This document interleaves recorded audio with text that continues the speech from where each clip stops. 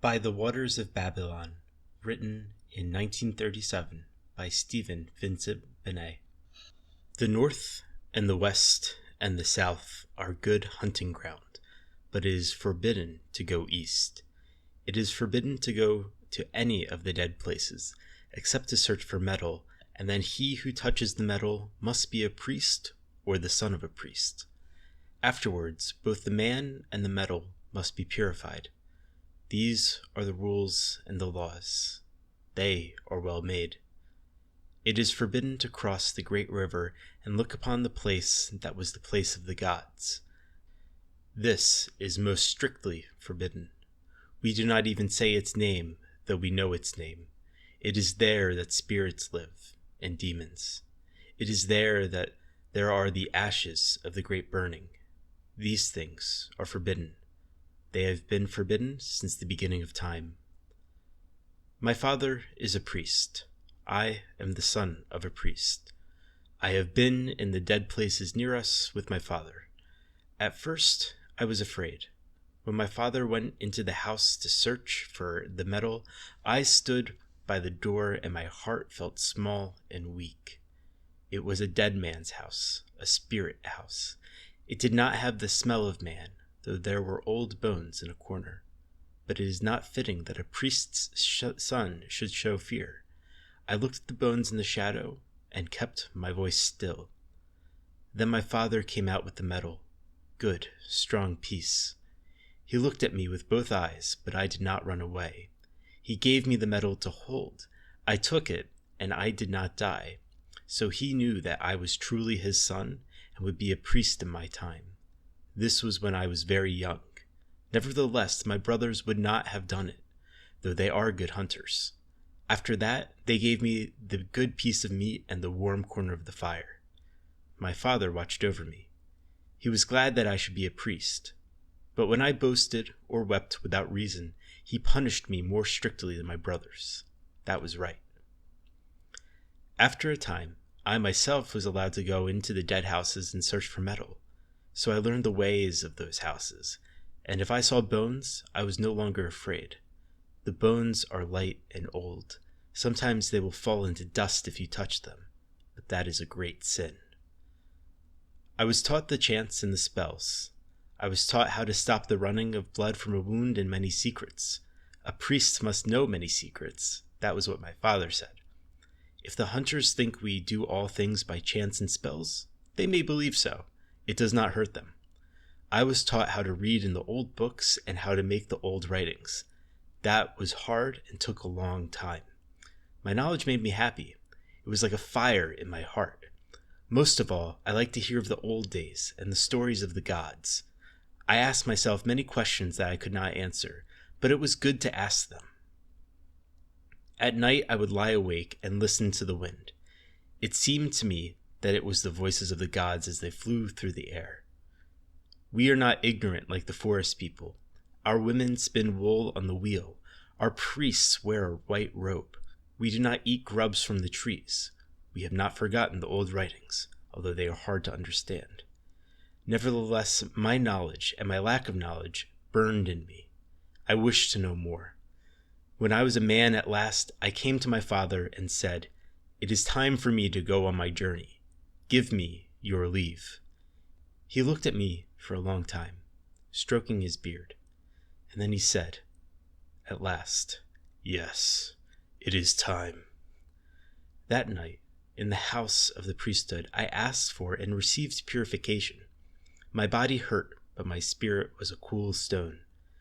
It was my father himself who questioned me about my dreams. He bade me look into the smoke of the fire and see. I saw, and I told what I saw. It was what I have always seen, a river, and, beyond it, a great dead place, and in it the gods walking. I've always thought about that. His eyes were stern when I told him he was no longer my father, but a priest. He said, "This is a strong dream." "It is mine," I said, while the smoke waved and my head felt light. They were singing the star song in the outer chamber, and it was like the buzzing of bees in my head. He asked me how the gods were dressed, and I told him how they were dressed. We know how they were dressed from the book, but I saw them as if they were before me. When I had finished, he threw the sticks 3 times and studied them as they fell. "This is a very strong dream," he said. "It may eat you up." "I am not afraid," I said, and looked at him with both eyes. My voice sounded thin in my ears, but that was because of the smoke. He touched me on the breast and the forehead. He gave me the bow and the 3 arrows. "Take them," he said. "It is forbidden to travel east. It is forbidden to cross the river. It is forbidden to go to the place of the gods. All these things are forbidden." "All these things are forbidden," I said, but it was my voice that spoke, not my spirit. He looked at me again. "My son," he said, "once I had dreams. If your dreams do not eat you up, you may be a great priest. If they eat you, you are still my son. Now go on your journey." I went fasting, as is the law. My body hurt, but not my heart. When the dawn came, I was out of sight of the village. I prayed and purified myself, waiting for a sign. The sign was an eagle. It flew east. Sometimes signs are sent by bad spirits. I waited again on the flat rock, fasting, taking no food. I was very still. I could feel the sky above me and the earth beneath. I waited till the sun was beginning to sink. Then 3 deer passed in the valley going east. They did not mind or see me. There was a white fawn with them, a very great sign. I followed them at a distance, waiting for what would happen. My heart was troubled about going east, yet I knew that I must go. My head hummed with my fasting.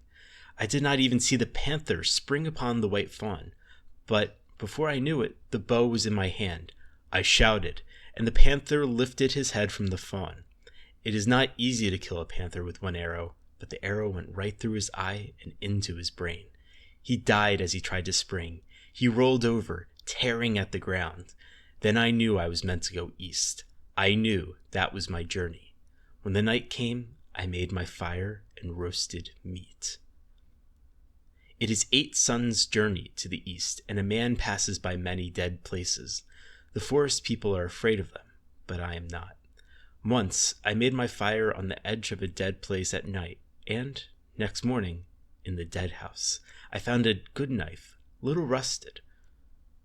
That was small to what came afterward, but it made my heart feel big. Always when I looked for game, it was in front of my arrow, and twice I passed the hunting parties of the forest people without their knowing. So I knew my magic was strong, and my journey clean, in spite of the law. Toward the setting of the 8th sun, I came to the banks of the great river. It was half a day's journey after I had left the God Road. We do not use the God Roads now, for they are falling apart into great blocks of stone, and the forest is safer going. A long way off, I had seen the water through the trees, but the trees were thick. At last, I came out upon an open place at the top of a cliff. There was the great river below, like a giant in the sun. It is very long, very wide. It could eat all the streams we know and still be thirsty. Its name is Udison, the sacred, the long. No man of my tribe had seen it, not even my father, the priest. It was magic, and I prayed. Then I raised my eyes and looked south. It was there, the place of the gods. How can I tell what it was like? You do not know. It was there in the red light, and they were too big to be houses. It was there with the red light upon it, mighty and ruined. I knew that in another moment the gods would see me. I covered my eyes with my hands and crept back into the forest. Surely that was enough to do and live. Surely it was enough to spend the night upon the cliff. The forest people themselves do not come near. Yet all through the night, I knew that I should have to cross the river and walk in the places of the gods, although the gods ate me up. My magic did not help me at all, and yet there was a fire in my bowels, a fire in my mind. When the sun rose, I thought, my journey has been clean. Now I will go home for my journey. but even as I thought so, I knew I could not. If I went to the place of the gods, I would surely die. But if I did not go, I could never be at peace with my spirit again. It is better to lose one's life than one's spirit, if one is a priest and the son of a priest. Nevertheless, as I made the raft, the tears ran out of my eyes. The forest people could have killed me without a fight, if they had come upon me then, but they did not come. When the raft was made, I said the sayings for the dead and painted myself for death. My heart was cold as a frog, and my knees like water, but the burning of my mind would not let me have peace. As I pushed the raft from the shore, I began my death song. I had the right. It was a fine song. I am John, son of John, I sang. My people are the hill tribe. They are men. I go into the dead places, but I am not slain. I take the metal from the dead places, but I am not blasted. I travel upon the god roads, and I am not afraid. Iya, I have killed the panther. I have killed the fawn. Iya, I have come to the great river. No man has come there before. It is forbidden to go east, but I have gone. Forbidden to go on the great river, but I am there. Open your hearts, you spirits, and hear my song. Now I go to the place of the gods. I shall not return. My body is painted for death and my limbs weak, but my heart is big, and I go to the place of the gods. All the same, when I came to the place of the gods, I was afraid. The current of the great river is very strong. It gripped my raft with its hands. That was magic, for the river itself is wide and calm. I could feel evil spirits about me. I was swept down the stream. Never have I been so much alone. I tried to think of my knowledge, but it was a squirrel's heap of winter's nuts. There was no strength in my knowledge any more, and I felt small and naked as a new hatched bird, alone upon the great river, the servant of the gods. Yet after a while, my eyes were opened, and I saw it. I saw both banks of the river. I saw that there had once been god roads across it, though now they were broken and fallen like broken vines. Very great they were, and wonderful, and broken in the time of the great burning when the fire fell out of the sky. And always the current took me nearer to the place of the gods, and the huge ruins rose before my eyes. I do not know the customs of rivers. We are the people of the hills. I tried to guide my raft with the pole, but it spun around. I thought the river meant to take me past the place of the gods and out into the bitter water of the legends. I grew angry then. My heart felt strong, and I said aloud, I am a priest and the son of a priest. The gods heard me. They showed me how to paddle with the pole on one side of the raft. The current itself changed. I drew near to the place of the gods. When I was very near, my raft struck and turned over. I can swim in our lakes. I swam to the shore. There was a great spike of rusted metal sticking out into the river. I hauled myself up onto it and sat there, panting. I had saved my bow and 2 arrows and the knife I had found in the dead place, but that was all. My raft went whirling downstream towards the bitter water. I looked after it and thought if it had trod me under, at least I would have been safely dead. Nevertheless, when I had dried my bowstring and restrung it, I walked forward to the place of the gods. It felt like ground underfoot. It did not burn me. It is true what some of the tales say, that the ground there burns forever, for I have been there. Here and there were the marks and stains of the great burning, on the ruins, that is true. But they were old marks and old stains. It is not true either, what some of our priests say, that it is an island covered with fogs and enchantments. It is not. It is a great dead place, greater than any dead place we know. Everywhere in it there are god roads, though most are cracked and broken. Everywhere there are the ruins of the high towers of the gods. How shall I tell what I saw? I went carefully, my strung bow in my hand, my skin ready for danger. There should have been the wailings of spirits and the shrieks of demons, but there were not. It was very silent and sunny where I had landed. The wind and the rain and the birds that dropped seeds had done their work. The grass grew in the cracks of the broken stone. It is a fair island. No wonder the gods built there. If I had come there, a god, I also would have built. How shall I tell what I saw? The towers are not all broken. Here and there one still stands, like a great tree in a forest, and the birds nest high. But the towers themselves look blind, for the gods are gone. I saw the fish hawk catching fish in the river. I saw a little dance of white butterflies over a great heap of broken stones and columns. I went there and looked around me. There was a carved stone with cut letters, broken in half. I can read letters, but I could not understand these. They said Ubtrias. There was also the shattered image of a man or a god. It had been made of a white stone, and he wore his hair tied back like a woman's. His name was Ashing. As I read on the cracked half of the stone, I thought it wise to pray to Ashing, though I do not know that god. How shall I tell what I saw? There was no smell of man left on stone or metal, nor were there many trees in that wilderness of stone. There are many pigeons nesting and dropping in the towers. The gods must have loved them, or perhaps they used them for sacrifices. There are wild cats that roam the god roads, green-eyed, unafraid of man. At night they wail like demons, but they are not demons. The wild dogs are more dangerous, for they hunt in a pack. But them I did not meet till later. Everywhere there are the carved stones, carved with magical numbers or words. I went north. I did not try to hide myself. When a god or a demon saw me, then I would die. But meanwhile I was no longer afraid. My hunger for knowledge burned in me. There was so much that I could not understand. After a while, I knew that my belly was hungry.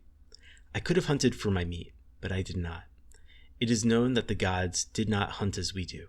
They got their food from enchanted boxes and jars. Sometimes these are still found in the dead places. Once, when I was a child and foolish, I opened such a jar and tasted it and found the food sweet. But my father found out and punished me for it strictly, for, often, that food is death. Now, though, I had long gone past what was forbidden, and I entered the likeliest towers, looking for the food of the gods. I found it at last in the ruins of a great temple in the mid-city. A mighty temple it must have been, for the roof was painted like the sky at night with its stars. That much I could see, though the colors were faint and dim. I went down into great caves and tunnels. Perhaps they kept their slaves here.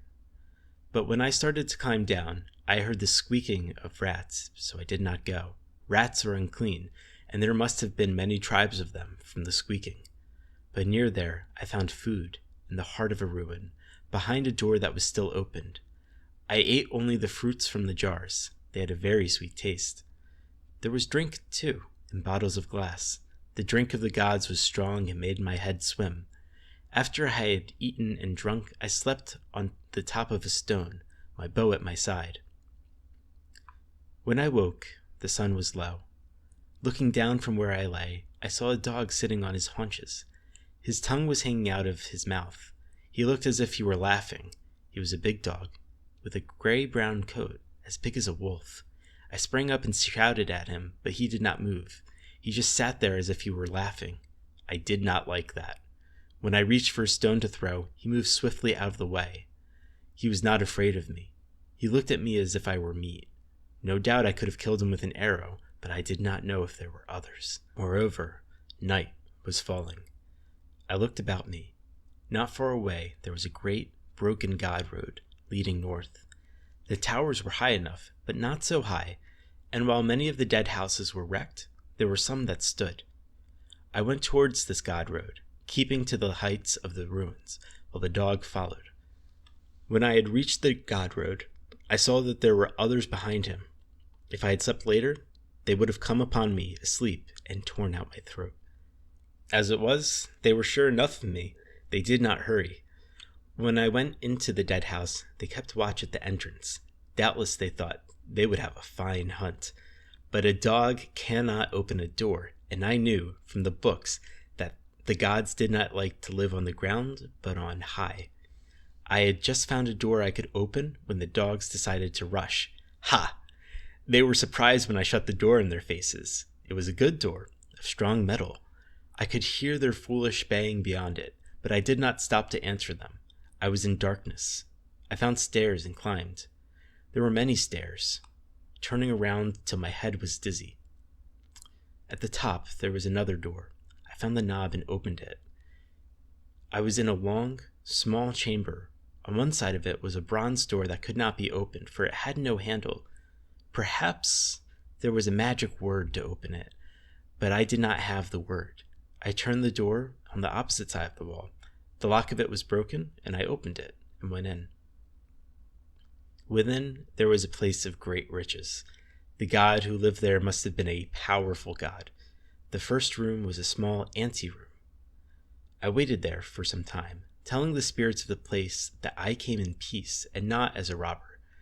When it seemed to me that they had the time to hear me, I went on. Ah, what riches! Few, even, of the windows had been broken. It was all as it had been. The great windows that looked over the city had not been broken at all, though they were dusty and streaked with many years. There were coverings on the floors, the colors not greatly faded, and the chairs were soft and deep. There were pictures upon the walls, very strange, very wonderful. I remember one of a bunch of flowers in a jar. If you came close to it, you could see nothing but bits of color, but if you stood away from it, the flowers might have been picked yesterday. It made my heart feel strange to look at this picture, and to look at the figure of a bird in some hard clay on a table and see it so like our birds. Everywhere there were books and writings, many in tongues that I could not read. The god who lived there must have been a wise god and full of knowledge. I felt I had a right there, as I sought knowledge also. Nevertheless, it was strange. There was a washing place, but no water. Perhaps the gods washed in air. There was a cooking place, but no wood. And though there was a machine to cook food, there was no place to put a fire in. Nor were there candles or lamps. There were things that looked like lamps, but they had neither oil nor wick. All of these things were magic, but I touched them and lived. The magic had gone out of them. Let me tell one thing to show. In the washing place, a thing said hot, but it was not hot to the touch, and another thing said cold, but it was not cold. This must have been a strong magic, but the magic was gone. I do not understand. They had ways. I wish that I knew. It was close and dry and dusty in the house of the gods. I have said that magic was gone, but that is not true. It had gone from the magic things, but it had not gone from the place. I felt the spirits about me, weighing upon me. Nor had I ever slept in a dead place before, and yet tonight I must sleep there. When I thought of it, my tongue felt dry in my throat, in spite of my wish for knowledge. Almost I would have gone down again and faced the dogs, but I did not. I had not gone through all the rooms when the darkness fell. When it fell, I went back to the big room looking over the city and made fire. There is a place to make fire, and a box with wood in it, though I do not think they cooked there. I wrapped myself in a floor covering and slept in front of the fire. I was very tired. Now I tell what is very strong magic. I woke in the midst of the night. When I awoke, the fire had gone out and I was cold. It seemed to me that all around me there were whisperings and voices. I closed my eyes to shut them out. Some will say that I slept again, but I do not think that I slept. I could feel the spirits drawing my spirit out of my body as a fish is drawn on a line. Why should I lie about it? I am a priest and the son of a priest. If there are spirits, as they say, in the small dead places near us, what spirits must there not be in that great place of the gods? And would they not wish to speak to me? After such long years, I know that I felt myself drawn as a fish is drawn on a line. I had stepped out of my body. I could see my body asleep in front of me, in front of the cold fire, but it was not. I was drawn to look out upon the city of the gods. It should have been dark, for it was night, but it was not dark. Everywhere there were lights, lines of lights, circles and blurs of light. 10,000 torches would not have been the same. The sky itself was alight. You could barely see the stars for the glow in the sky. I thought to myself, this is strong magic, and trembled. There was a roaring in my ears like the rushing of rivers. Then my eyes grew used to the light and my ears to the sound. I knew that I was seeing the city as it had been when the gods were alive. That was a sight indeed. Yes, that was a sight. I could not have seen it in the body. My body would have died. Everywhere went the gods, on foot and in chariots. There were gods beyond number and counting, and their chariots blocked the streets. They had turned night to day for their pleasure. They did not sleep with the sun. The noise of their coming and going was the noise of the many waters. It was magic what they could do. It was magic what they did. I looked out of another window. The great vines of their bridges were mended, and the god roads went east and west. Restless, restless were the gods, and always in motion. They burrowed tunnels under rivers. They flew in the air. With unbelievable tools, they did great works. No part of the earth was safe for them, for if they wished for a thing, they summoned it from the other side of the world. And always, as they labored and rested, as they feasted and made love, there was a drum in their ears, the pulse of the giant city, beating and beating like a man's heart. Were they happy? What is happiness to the gods?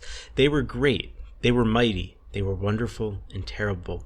As I looked upon them and their magic, I felt like a child, but a little more, it seemed to me, and they would pull down the moon from the sky. I saw them with wisdom beyond wisdom and knowledge beyond knowledge. And yet, not all they did was well done. Even I could see that. And yet their wisdom could not but grow until all was peace. Then I saw their fate come upon them, and that was terrible, past speech. It came upon them as they walked the streets of their city. I have been in fights with the forest people. I have seen men die. But this was not like that. When gods war with gods, they use weapons we do not know. It was fire falling out of the sky, and a mist that was poisoned. It was the time of the great burning and the destruction. They ran about like ants in the streets of their city. Poor gods, poor gods. Then the towers began to fall. A few escaped, yes, a few. The legends tell it. But even after the city had become a dead place, for many years the poison was still in the ground. I saw it happen. I saw the last of them die. It was darkness over the broken city, and I wept. All this I saw. I saw it as I have told it, though not in the body. When I woke in this morning, I was hungry, but I did not think first of my hunger, for my heart was perplexed and confused. I knew the reason for the dead places, but I did not see why it had happened. It seemed to me it should not have happened, with all the magic they had. I went through the house looking for an answer. There was so much in the house I could not understand, yet I am a priest and the son of a priest. It was like being on one side of a great river at night with no light to show the way. Then I saw the dead god. He was sitting in his chair by the window, in a room I had not entered before, and for the first moment I thought he was alive. Then I saw the skin on the back of his hand. It was like dry leather. The room was shut, hot, and dry. No doubt that was keeping him as he was. At first I was afraid to approach him. Then the fear left me. He was sitting looking out over the city. He was dressed in the clothes of the god. His age was neither young nor old. I could not tell his age, but there was wisdom in his face and great sadness. You could see that he would not have run away. He had sat at his window, watching his city die, than he himself had died. But it is better to lose one's life than one's spirit, and you could see it from the face that his spirit had not been lost. And I knew that if I had touched him, he would fall into dust, and yet there was something unconquered in the face. That is all of my story, for then I knew he was a man. I knew then that they had been men, neither gods nor demons. It is a great knowledge, hard to tell and believe. They were men. They went a dark road, but they were men. I had no fear after that. I had no fear going home, though twice I fought off the dogs, and once I was hunted for 2 days by the forest people. When I saw my father again, I prayed and was purified. He touched my lips and my breast. He said, "You went away a boy. You come back a man and a priest." I said, "Father, they were men. I have been in the place of the gods and seen it. Now slay me, if it is the law, but still I know they were men." He looked at me out of both eyes. He said, "The law is not always the same shape. You have done what you have done. I could not have done it in my time, but you come after me. Tell." I told, and he listened. After that, I wished to tell all the people, but he showed me otherwise. He said, "Truth is a hard deer to hunt. If you eat too much truth at once, you may die of the truth. It was not idly that our fathers forbade the dead places." He was right. It is better that the truth should come little by little. I have learned that, being a priest. Perhaps in the old days, they ate knowledge too fast. Nevertheless, we make a beginning. It is not for the metal alone we go to the dead places now. There are the books and the writings. They are hard to learn, and the magic tools are broken, but we can look at them and wonder. At least we can make a beginning. And when I am chief priest, we shall go beyond the great river. We shall go to the place of the gods, the place New York. Not one man, but a company. We shall look for the images of the gods and find the god Ashing and the other gods, the gods Lincoln and Biltmore and Moses. But they were men who built the city, not gods or demons. They were men. I remember the dead man's face. They were men who were here before us. We must build again.